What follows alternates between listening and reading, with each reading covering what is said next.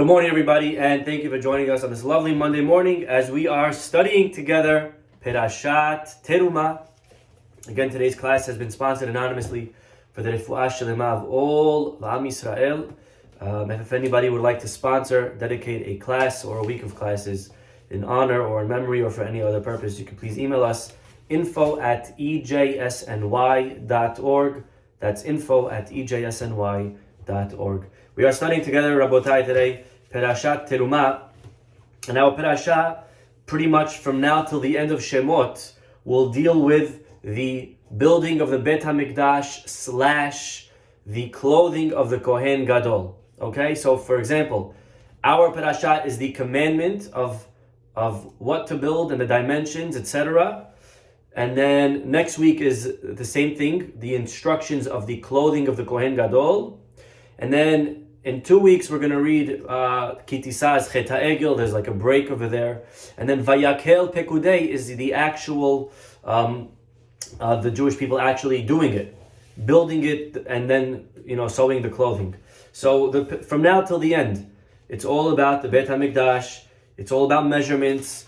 And it is something that sometimes we may read and roll our eyes and say, this has nothing to do with me. There is no Bet HaMikdash today. There is no Mishkan today.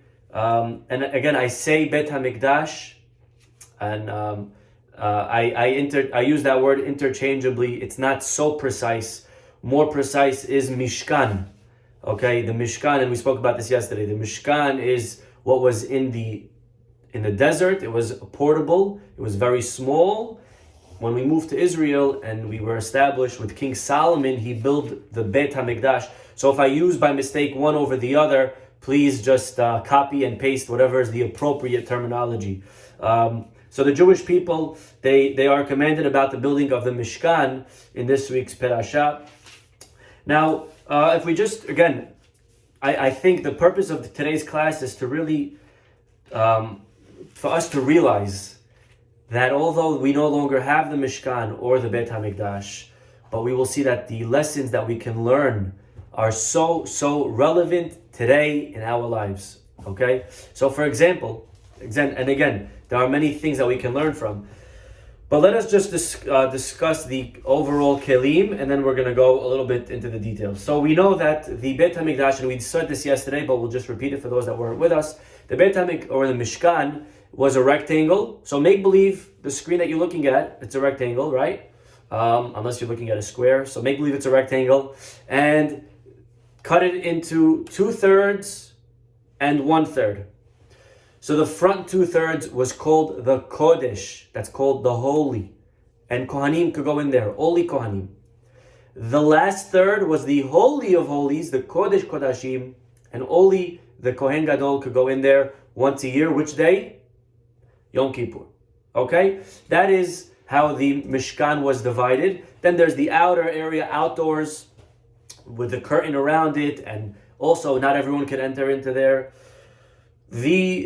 Inside this building, what was there? There was no ping pong, sorry to tell you. There was no foosball. There was no billiards. Okay? What was inside the Bet HaMikdash? They had karaoke. No, I'm kidding. What was inside the Mishkan? They had altogether 4 vessels altogether. Okay? In the Holy of Holies was the Aron, and here I will show you a picture. And if you have an English art scroll, it's a great idea to grab it because they have a picture just to understand kind of what we're talking about. Okay? Do we see it down here?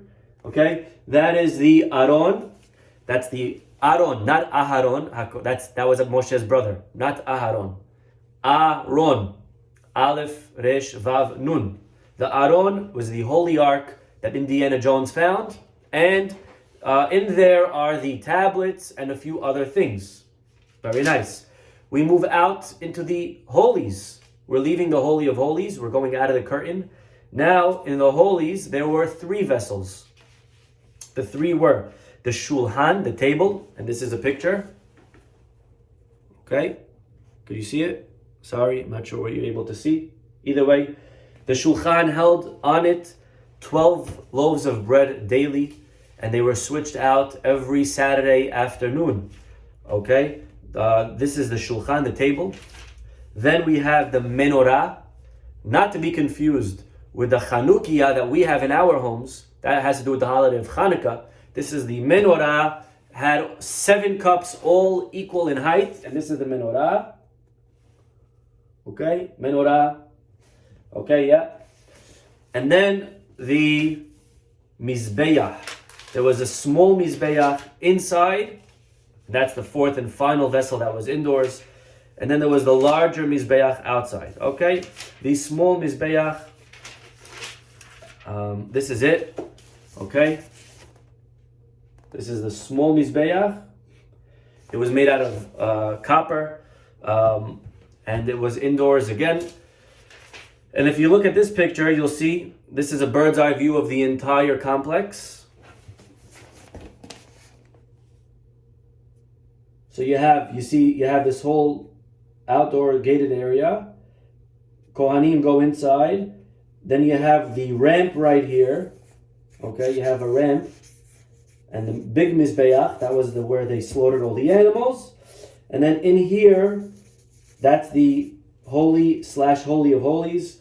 And again, that's where we have the other 4 vessels. Okay, either way, this is just a quick summary of the Mishkan. Today I would like to talk about one of the vessels, specifically the Shulhan. Okay, today we're going to talk about the Shulhan. There is a lot to talk about, but one thing that's very interesting about the Shulchan is that there was nothing that they really did with it. You know, the menorah, they lit it every evening. The mizbeach, they did on it every day, korbanot. The Shulchan just sat there holding the bread. You know, kind of like when I was in the 7th grade Peter Pan play, you know. I was not Peter Pan, I was not Captain Hook. I was that guy that I had like one line the entire play. So I had to waste every single day after school, going to play practice, killing my Sundays, killing my weekends, going to everything, so that the entire play I could have that one line that was one word. Someone, right? That was it. Okay? So, and some people, they have more significant roles. So I think we look at the Shulchan and we say, okay, you know, not so important. It's just standing there, holding the bread. What exactly is the point? What is going on? The Ramban Nachmanides tells us something very fascinating. He says, we know when God created the world, He created the world yesh me'ayin. Does anyone know what that is? Yesh me'ayin, that means something from nothing. So there was nothing, and He created something from nothing. That is not how the world continues after that. Okay, after creation, Hashem does no longer do miracles yesh me'ayin. Every miracle that's done is yesh me'yesh. There has to be something, and then God takes that something and He expands it and He makes more. But there has to be a base. There has to be some materials that we're beginning with, something that the beracha could fall on. For example, I'll give you an example. We know the famous story in the Navi about Elisha the Navi, one of the greatest prophets, the student of Eliyahu HaNavi. Remember the lady that came to him and she said, I don't have any money, I need help. What did Elisha tell her? Do you have anything at home? She said, I have a little tiny oil left, you know, like a little bit of oil that we have in the bottom of the jar after we thought it's over, and then the gravity pulls all. She had a little bit of oil left. He says, great. Take the jug, go into a closed room, bring as many pots and pans as you can from your neighbors, from everybody, and start filling, and you will see magic. And of course, she does Baba Sali style, and all Niagara Falls of oil starts coming out, pouring out into all of these pots and pans, and she was able to fill them all up and sell them, and she made money. And the obvious question is, well, if it's a miracle, then why did He ask her, do you have anything at home? Just give her an empty water bottle and say, here, take this empty bottle, go home and cover it, put a handkerchief, and magic will happen. Says the Ramban, we see from here that in order for a miracle to happen, there has to be yesh me'yesh. Something has to come from something. There has to be a base. It can't be nothing, zero. That happened once in creation, never again. Okay? And if that's the case, says the Ramban, that's why we had the Shulchan. The Shulchan, where we had the bread, was where the the bread represents money, food, parnasa, and it's on that the parnasa was able to now come and flow through to the rest of the Jewish people. And so the entire week's parnasa for everybody in Klal Yisrael, doesn't matter if you do business in China or if you do business in Atlanta, it's irrelevant. All the parnasa came through the lehem apanim. Matter of fact, there is a very beautiful Rabbeinu Bahia. Rabbeinu Bahia says that the pasuk says when it comes to the building of the Shulhan, it says Atzeh Shtim Omdim. When we're building the different vessels, and the pasuk describes it with the words Atzeh Shtim. What's Atzeh Shtim? Well, the English translates it as ACACIA. Okay, acacia wood. Okay, anyone have that type of wood in their in their homes? Okay, either way, Atzei Shtim Omdim. What is this Atzei Shtim? Says Rabbeinu Bahia, it doesn't matter what it is, but it matters more what it stands for. Shtim is an acronym for Shalom, Tova, Yeshua, Mehila. For peace, good, salvation, forgiveness. All of these four blessings came through the Atzei Shtim Omedim. So again, we see how it's this concept that through the Shulchan came the Parnasa. Rabotai, what's very interesting is if we look closely, we will find that the vessel, not only of the Shulchan, but altogether there were three vessels that had around them a crown. What we call a zer, a crown, and if it's hard to tell in the picture over here, it's very small. But take a guess which three had a crown. I told you four. One of them does not have a crown. Let's play a game. Which one doesn't have a crown? The answer is there is no crown for the menorah. Okay? The other three had a crown. So again, that's going to be which three? The Shulhan, the table, the Aron, that held the Torah, and the Mizbeach that we did the daily korbanot on, the Ketoret to be more specific, which exact korban. And again, if you're being confused right now, why did we have two Mizbeachs? Great question. One was on the inside, it was very small, it was maybe, the top of it was the size of an open book like this, and on it we only did one type of sacrifice daily called the Ketoret. It had like 11 spices. It was some type of mixture, and the Kohen poured it on. And the outer one is where we sacrificed all of the animals. Okay, so it's good to know when we bring a korban. For example, if I did a sin by mistake, I bring a korban. That comes on the outside mizbeach, the very big one that you could walk up on. You could walk on it. You know how big it is, by the way. The one in the Beit HaMikdash, you could play basketball on it. That's how big it was. It was huge. Okay? Sorry to give you such a reference. But either way, the small one inside was very small. It was in the holies, yes. And you did not walk on it. You could not walk on it. It was like a little stender. Imagine a stender, okay?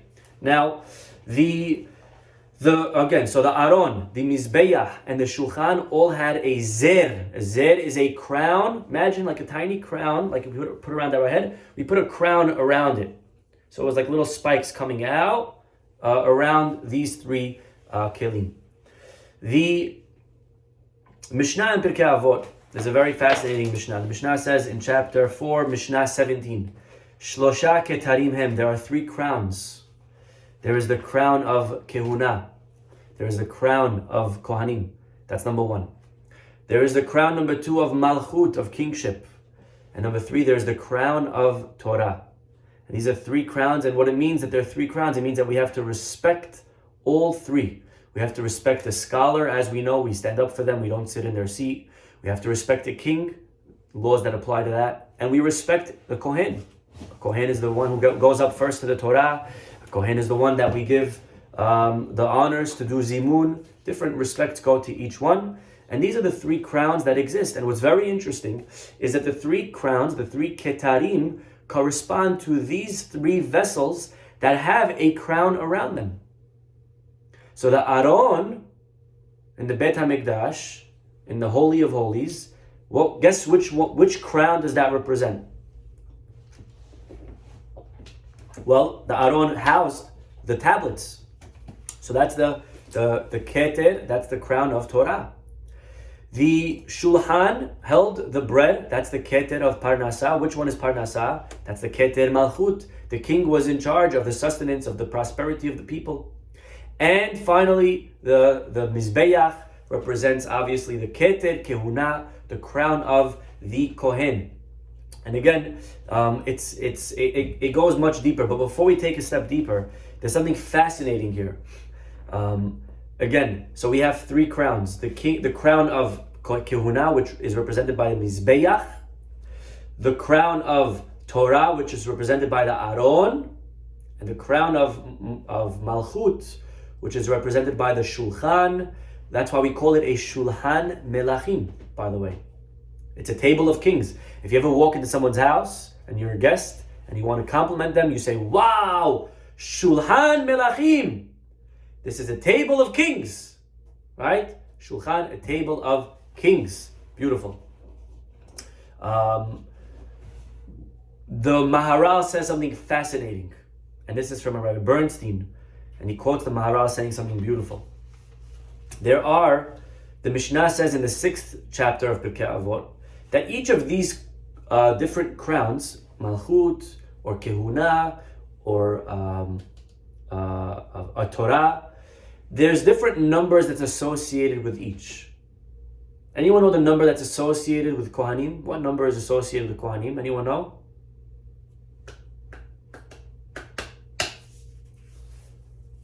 What number is associated with a Kohen?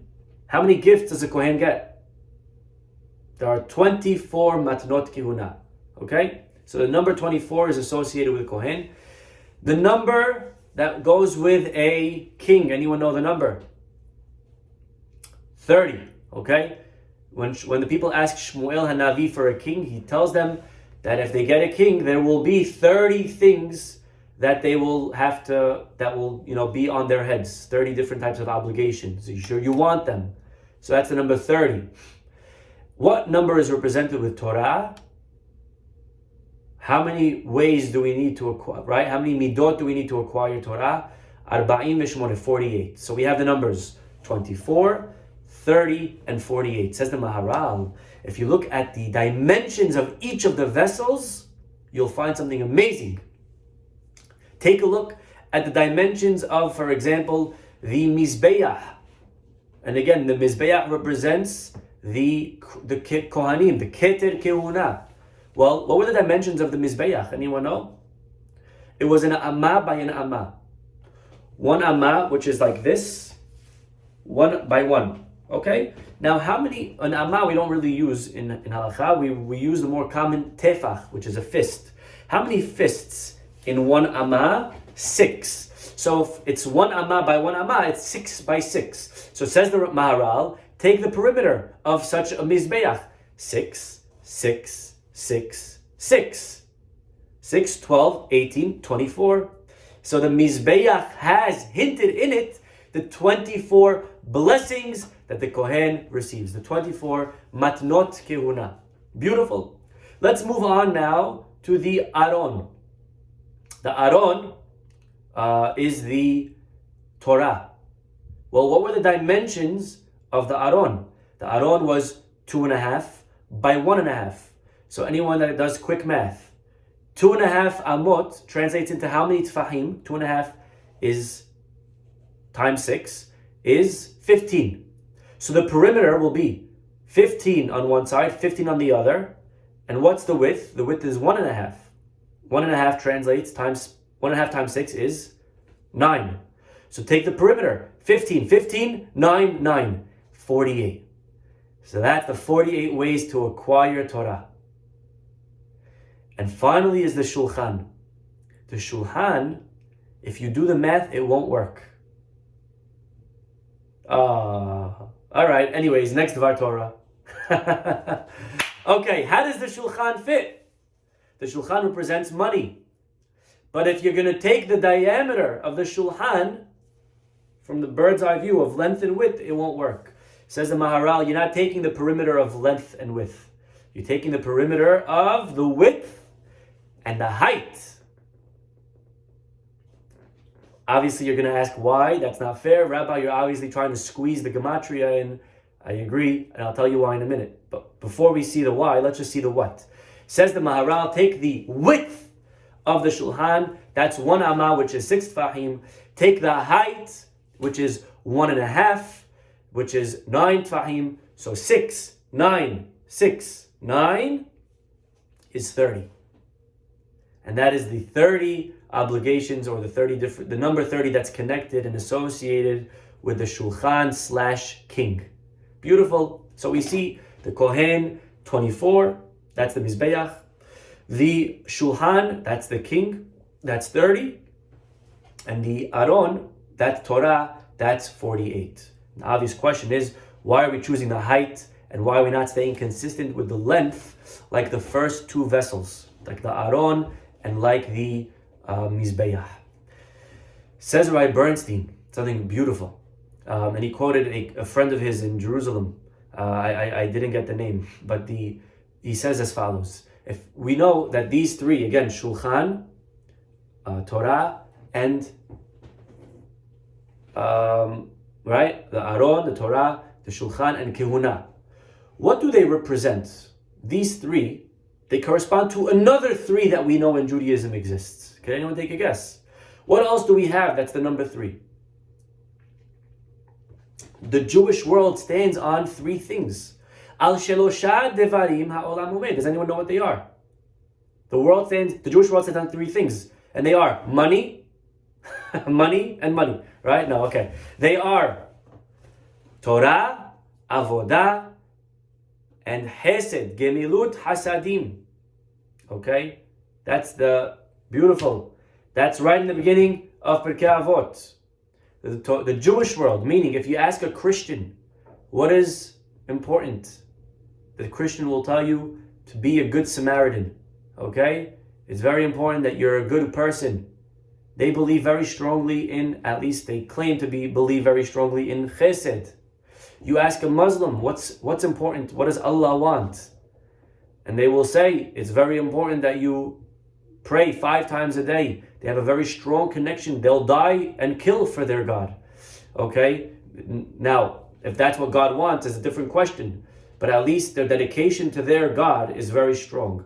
And they emphasize their relationship with God. Judaism believes in all of them. We believe in God, we believe in man, we believe in others, and these are the 3 relationships that exist. There's a relationship that I have with people, there's a relationship that I have with God, and there's a relationship that I have with myself. Torah is, we'll leave Torah in a minute. Avodah is the avodah, the prayers, the service in the Beit HaMikdash. That's a relationship that we have with Hashem. Chesed, gemilut chasadim, that's a relationship that we have with people. And to have one or the other is also no good. And Torah is which one? Well, Torah is learning, and that's God. But on a deeper way, Torah is myself. When I learn, I am in touch with who I am. I confront my reality, my problems. I'm able to be honest with myself and to grow and to develop as a person. That's what Torah allows. So these 3 different relationships with God and man and myself are represented by these 3 different pillars of Torah, Avodah, Gemilut Chasadim. But at the end of the day, if we had to narrow it down to man versus God, Chesed is man, Avodah is God, and Torah is also God.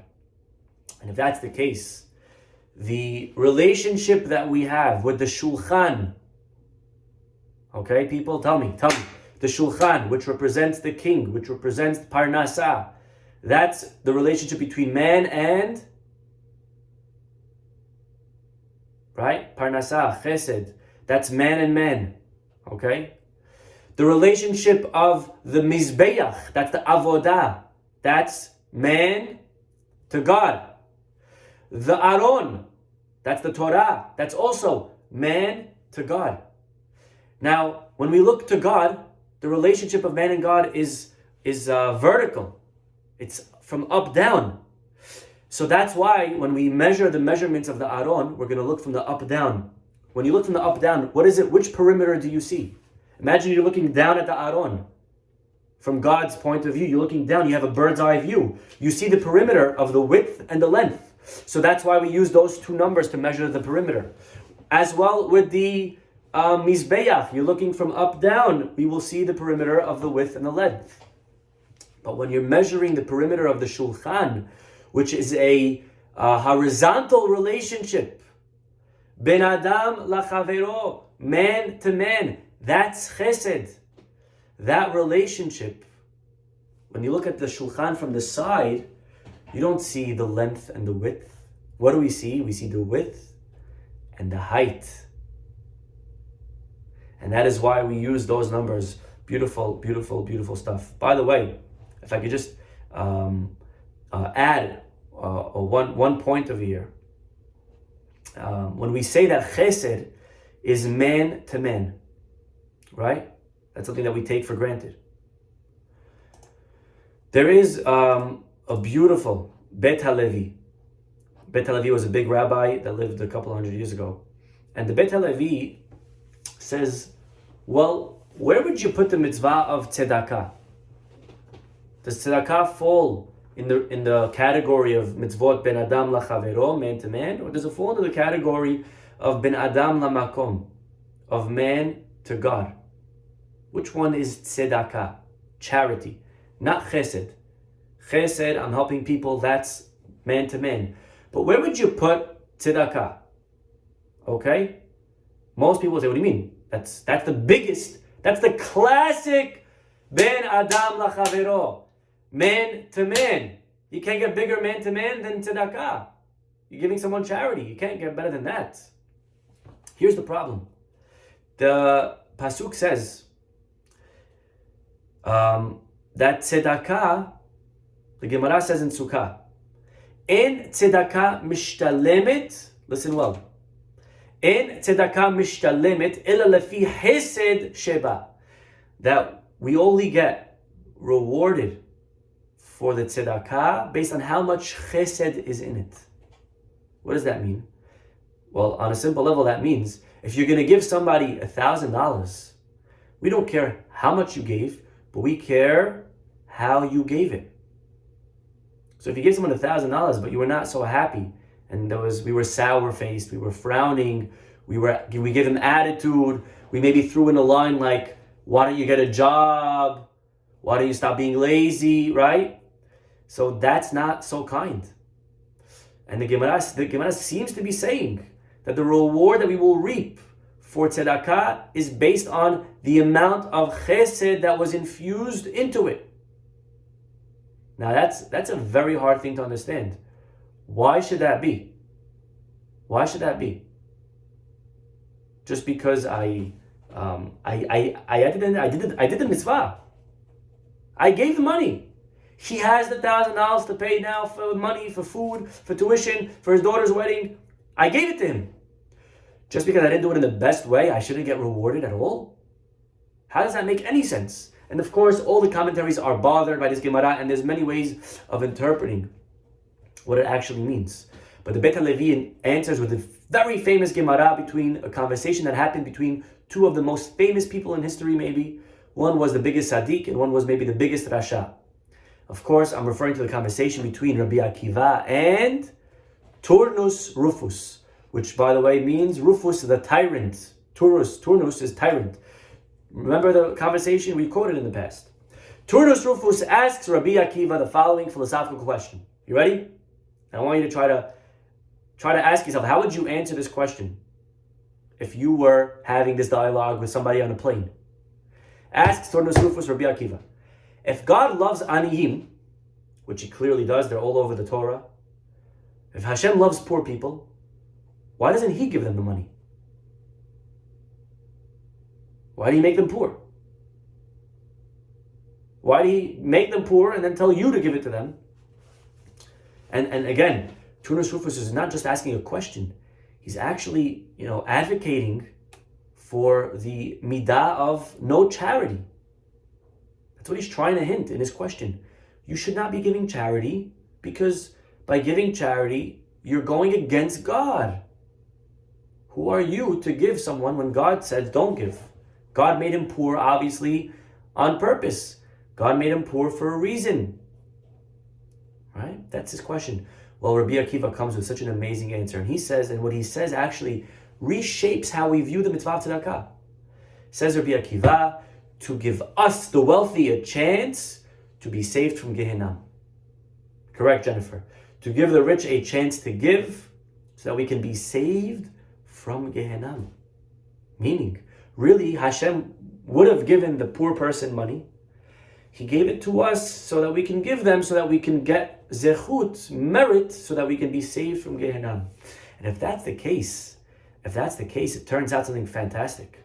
When we give tzedakah, we are Hashem's shaliach. Imagine you give money to the poor person, right? You would say, I'm giving money forward and helping a poor person. Well, let's say I gave you money to give a poor person. Who are you fulfilling an obligation to? The poor or to me? It's not an obligation forward, it's to me, the original giver. You are a shaliach, you're a messenger to me. Says the Beit HaLevi, well, it's the same exact thing with us and Hashem.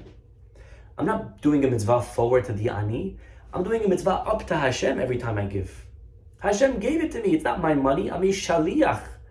And so every time I give, I'm actually doing a mitzvah, says the Beit HaLevi, ben adam lamakom. Tzedakah is not in the category of ben adam lachavero. Now you may be thinking, okay, Rabbi, very nice. Who cares? Who cares which category it's in? It's a mitzvah? Beautiful.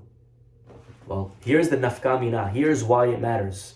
We say every morning, we quote, and we say the following. Elu devarim.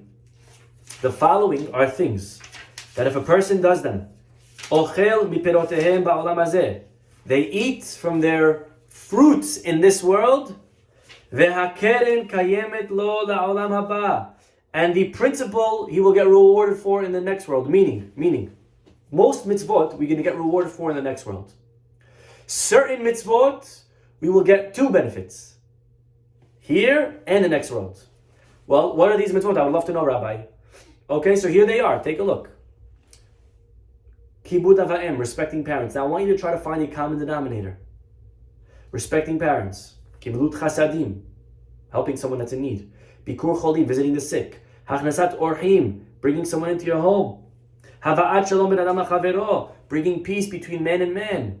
And Talmud Torah, okay? Is there a common denominator? Now, honestly, we have to leave out Talmud Torah because Talmud Torah is always its own category. Learning Torah is highest, it's its own section. But leaving out Torah, you will find very easily the common denominator. Right? What is it? Chesed and visiting the sick and inviting people. They're all mitzvot that are between man and man. Interpersonal relationships. Beautiful. Exactly. That is what the Mishnah is saying. The Mishnah is saying that when you do a mitzvah to God, you'll get rewarded in God's world. When we do a mitzvah to man, we'll get rewarded in this world and in the next world.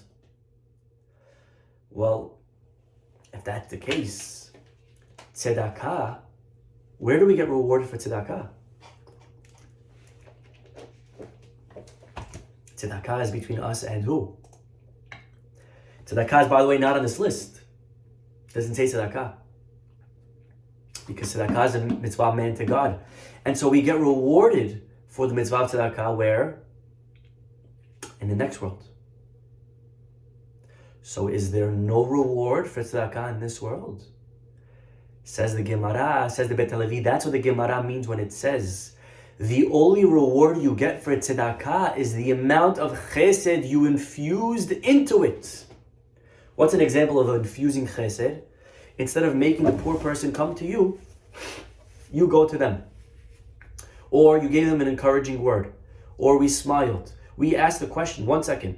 So if I don't smile, if I don't give an encouraging word, if I don't go to them and give it, do I not get rewarded? And the answer is no. Of course you're going to get rewarded. But where's the reward going to be if it's pure tzedakah? If it's strictly giving charity, the reward will be in the next world. Because that's the type of mitzvah tzedakah is.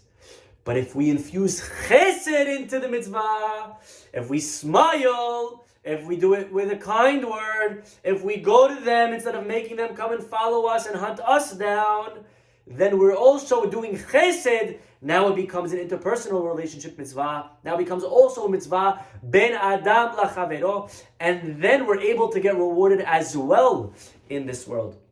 And that's what the Gemara means, that the only way you get rewarded for tzedakah is the amount of chesed.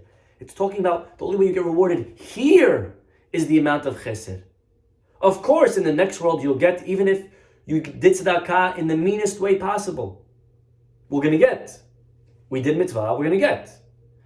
But to get here, there has to be an element of chesed. And once there's chesed, and that's what the Gemara means. And again, he answers many, many questions with this yesod. But it's a beautiful thought. Again, just connecting it back to what we said, that there are two different types of mitzvot, man to man to God. And we often think that tzedakah is in the category of man and man. And actually says the Beit HaLevi, no. Tzedakah is in the category of man to Hashem. Be it as it may, this explains why we are using such dimensions for when it comes to the mizbeach, a bird's eye dimension, perimeter from the top, length and width. When it comes to the aron, also length and width and mizbeach, right? But when it comes to the shulchan, we're using width and height. Why? Says Rabbi Bernstein, because we're looking at it from the side, because the shulchan represents the chesed, the pillar of chesed, which is man to man, and therefore we're looking at it in a horizontal angle, so the dimensions will be as well horizontal. There is one last very, very beautiful point, and then we'll end with this, and one final lesson from the table, and that is that the shulchan, this table that held the 12 loaves of bread weekly, not only did it have a zed, a crown around it, but actually the pasuk tells us that it also had a misgeret. It had an like some type of enclosure around it. It had like a case. Again, it's hard to imagine. We just want to see quickly if the picture will show it clearly. But if you look at the menorah is freestanding. The aron is just the aron. When it comes to the shulchan, the table had around it an enclosure, a misgeret. And by the way, it's a machloket if the crown went around the table, or did the crown go around the misgeret, or did it go around both? But be it as it may, says Rabbi Bernstein something so beautiful. The shulchan represents malchut, and Rabotai, one more time, again, let's just summarize today's class, because I would hate if we walk away and we get caught up in all of the details. The bottom line is there were 3 different vessels inside, corresponding that had crowns, corresponding to the 3 crowns: the crown of Torah, the crown of Kehuna, the crown of Malchut. The crown of Torah is the Aron, the crown of Kehuna is the Mizbeach, the crown of Malchut is the Shulhan. The Shulhan represents the king. The king was in charge of the sustenance, of providing for the Jewish people financially. The Shulchan represents the idea of money, of wealth. That's what Shulchan is. And like the Ramban said, all of the money in the world came down through the showcase bread, through the Shulchan. Like the oil, you needed a little bit. Well, this bread gave bread to the entire world. But Rabotai, what is the way to achieve true wealth? And our rabbis tell us in Pirkei Avot, Ezehu Ashir, somebody that's wealth. Who is the wealthy? Hasameach bechelko. He who is happy with what he has. He who is content. A lot of times we say, I'll be rich if I just could get another 1,000. If I could get another house. If I could just get that other car. If I could just get one more yacht. If I could just get one more building. If I could just get another diamond ring. If I could just get another this. And all of that is false. Our rabbis say, wealth is something that we are able to be with what we have. If we're happy with what we have, we are rich. Because let me tell you something. You could have $1 billion. But if you want another billion, then you are $1 billion short of your goal. You are very poor. You have a very long way to get another billion. To be ashir means to be content, to be enclosed. I'm not looking for more. Says the Torah, Make an enclosure around the shulchan. Make sure it's closed, because once we realize that I could be rich and happy with what I have now. Don't look outside. Close your window. Close your shades. Close your door. Turn off your stocks. Turn off everything. What you have right now in your life, we can be rich right now if we learn to be happy, to realize that Hashem gave me everything that I have. They once asked Rav Zusha, they asked his brother, Rav Noam Elimelech, Rebbe, how does one cope with challenges? And he says, if you want to cope with challenges, if you want to know how to handle problems, go to my brother. So they went to Rav Zusha, his brother, and his brother was known to have a lot of problems, a lot of challenges, very poor. They went to him and they knocked on his door, and they couldn't even stay near the door. It just smelled, the mold, everything. And finally, the rabbi opens up with his biggest smile. He says, "How can I help you?" And he say, "Hi, Rabbi. Good to see you. We were sent by your brother." He says, "Oh, what for?" And they're looking in the house, and there's not one piece of furniture that's intact and not broken, and there's not one area that looks presentable. Anyways, they said, your brother sent us to ask you how to deal with problems and challenges in life. And Rav Zusha started laughing. He said, "What? He sent you to me? I'm sorry, you wasted your time. I wish I could help you, but I don't have any problems." This is somebody that was sameach bechelko. Did he have issues? I'm sure. Were there things going on? Yes. But he was able to find and realize that Hashem gave me exactly what I need. Misgeret, closed. I don't need anything else. And Rabotai, if we can connect it, and as a rabbi, it's always challenging to connect the Perashat, the current events. We must connect it to what's going on. We are in Purim zone. What was the mistake of Haman? Haman had everything. And the Gemara says, Haman mehatorah minayin. Where do we find Haman hinted in the Torah?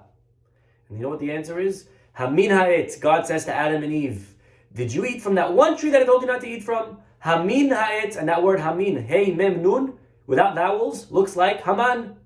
Says the Gemara, Haman is hinted in Hamin ha'etz. And the obvious question is, what's the connection between Haman and the tree that Adam ate from? And the answer is, both had the same problem.